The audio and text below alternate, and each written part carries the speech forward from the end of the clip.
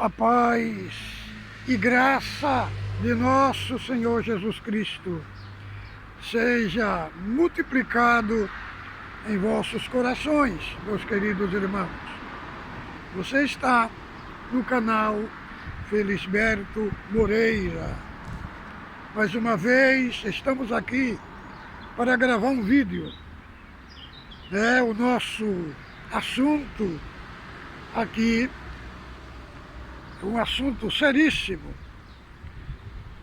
que diz respeito à nossa vida cristã, à nossa vida genuína, e trazemos aqui, irmãos,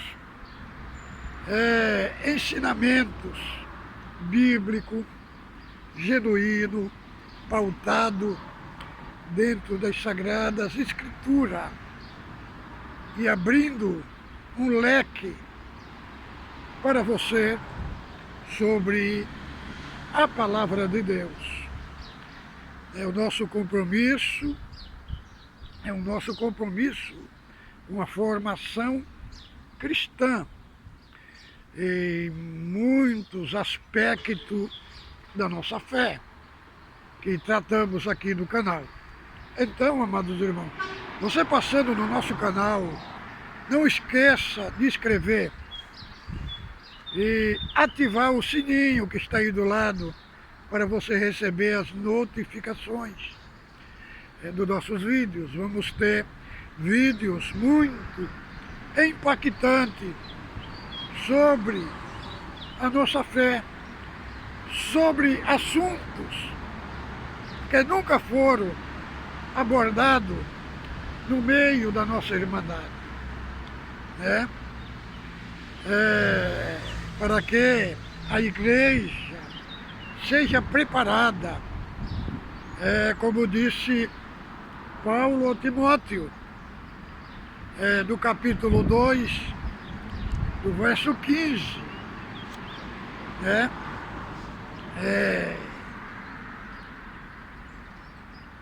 do obreiro, irmão, aprovado, é aquele que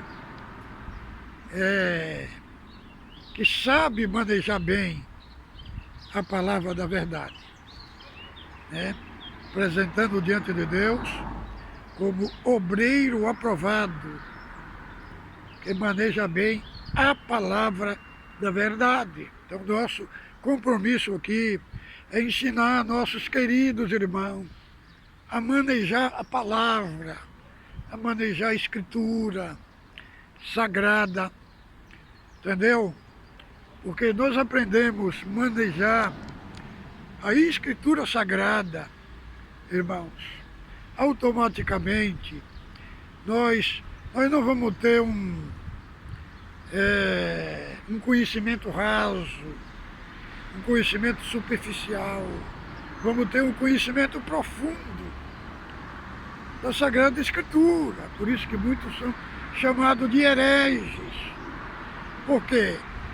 Porque pega um versículo isolado do seu contexto e quer estabelecer como doutrina. Então, um texto sem contexto é pretexto para heresia. Então vamos aqui no que nos interessa. O assunto de hoje é o que o Senhor Jesus abordou em Lucas, capítulo 9, verso 57. As raposas têm covis e as aves do céu têm ninho, mas o Filho do Homem não tem onde reclinar a cabeça.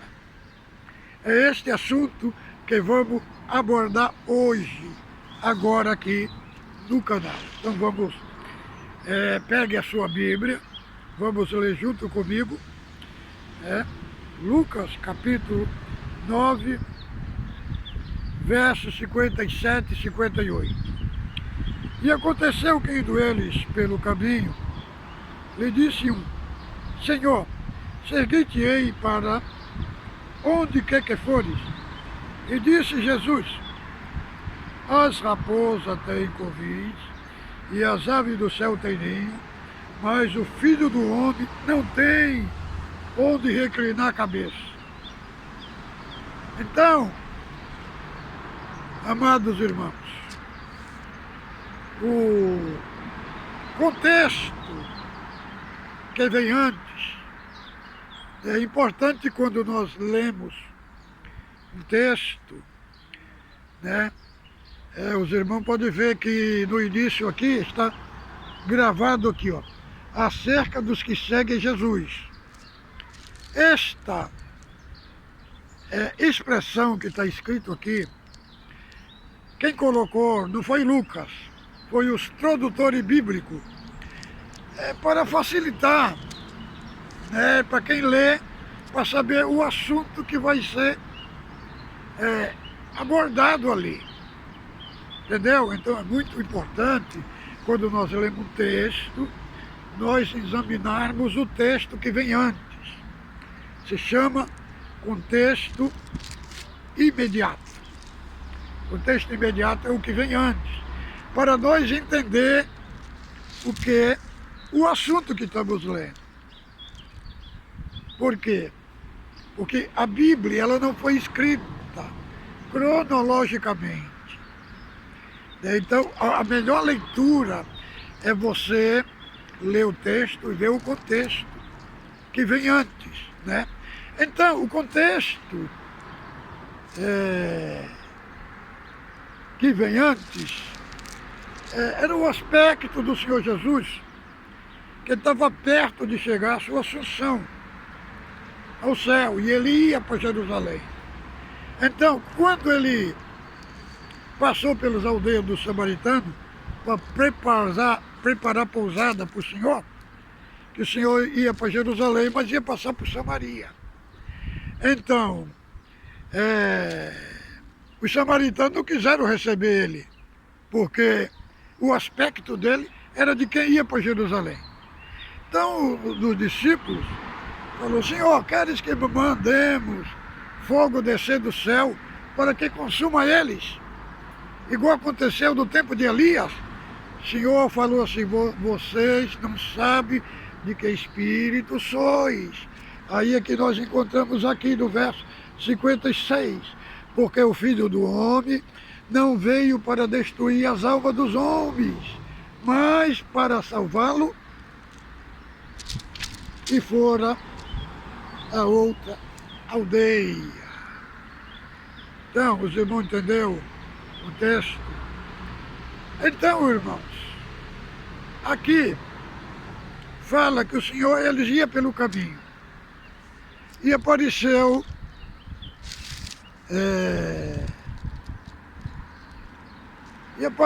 uma pessoa.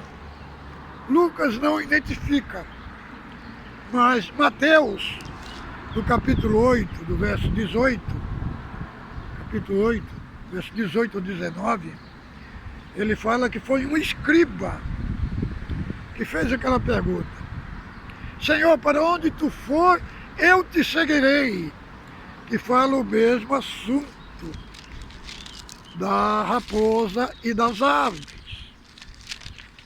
Então, aí o Senhor, para responder a pergunta, o Senhor falou assim: as raposas têm covis, as aves do céu têm ninho, mas o Filho do Homem não tem onde reclinar a cabeça.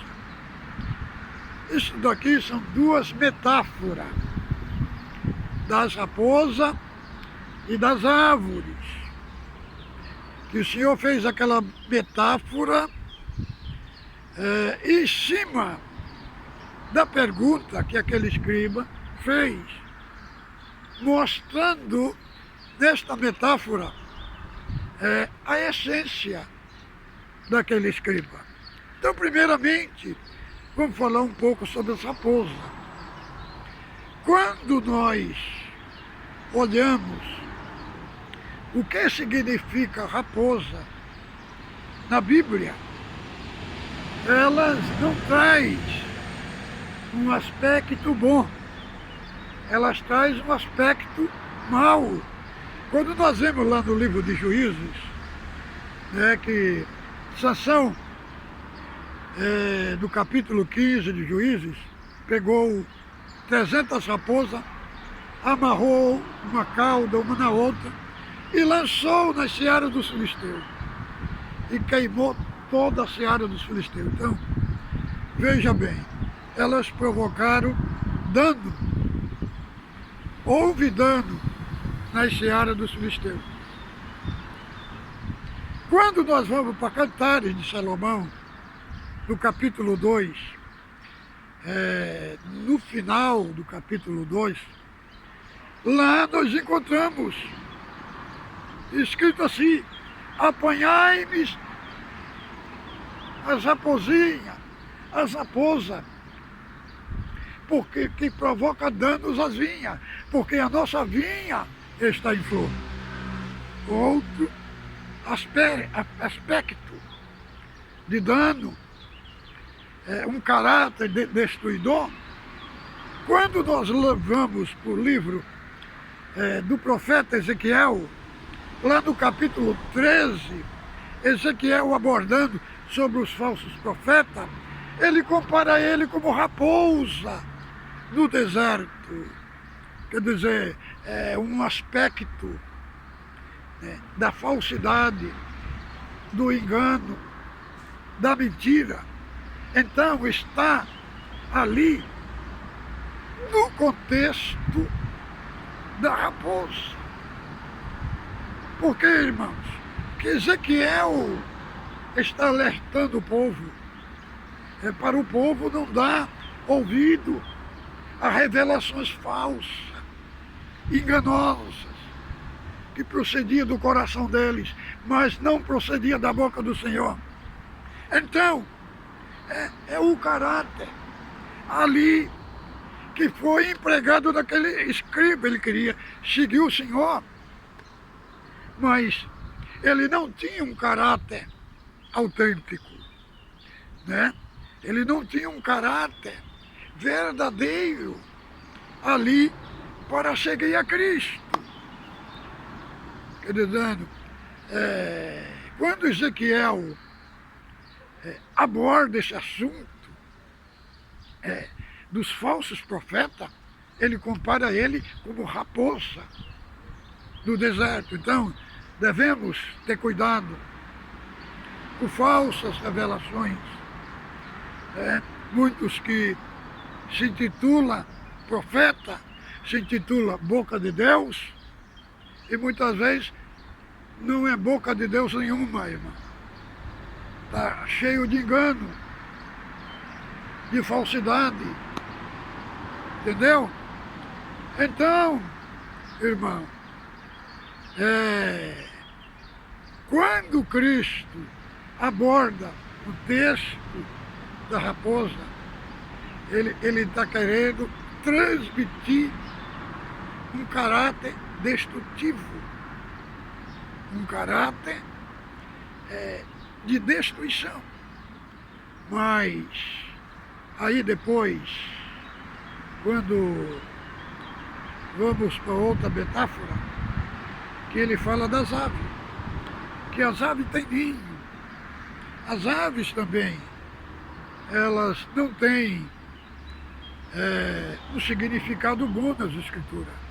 Nós vemos lá em Mateus capítulo 13, na parábola da semente, quando lança a semente ao pé do caminho, vem as aves do céu e come, quer dizer, tipifica as aves em Mateus capítulo 13, os demônios que arrebatam semente do coração.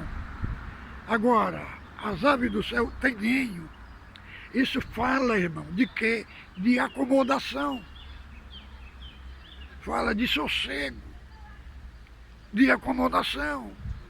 Então, irmão, ele mostrando aqui, porque o escriba via, comprovava que Cristo é o Salvador, fazia milagre, curava, multiplicava o pão, ressuscitava os mortos, dava vista aos cegos, os surdos ouviam, os cegos viam.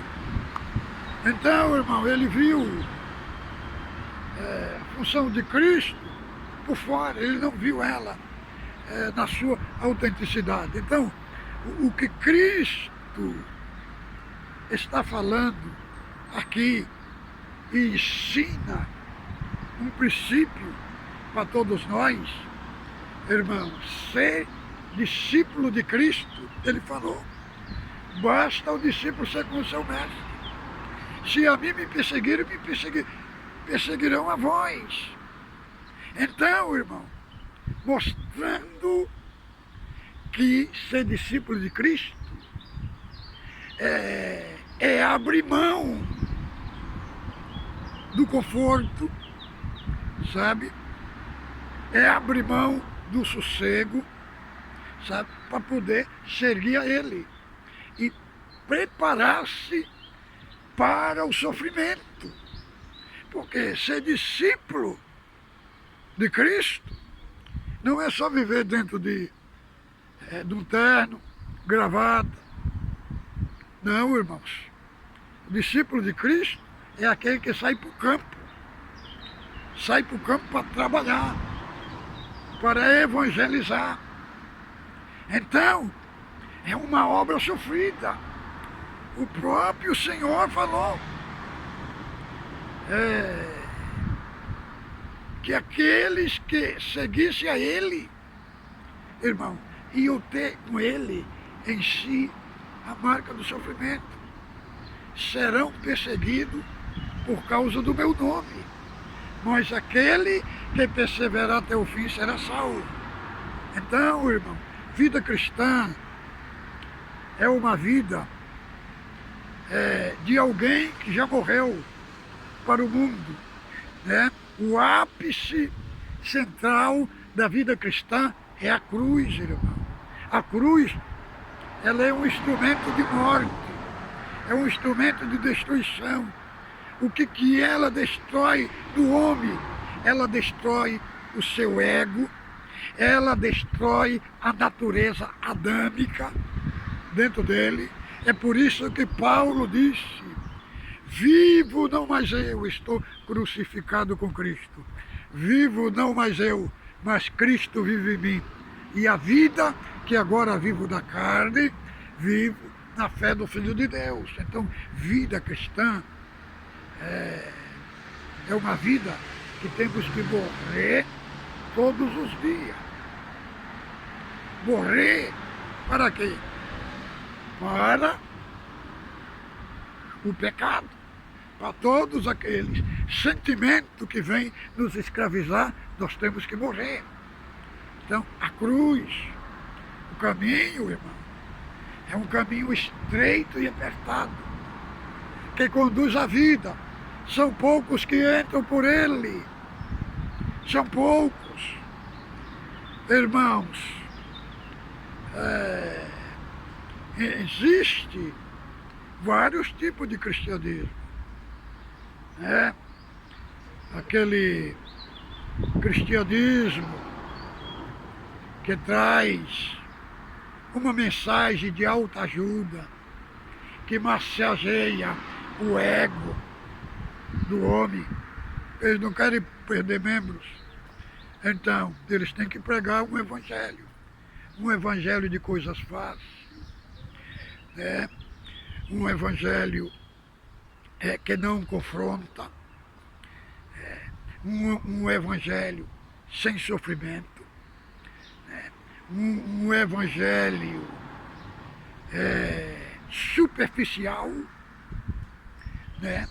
que traz dentro de si um bojo.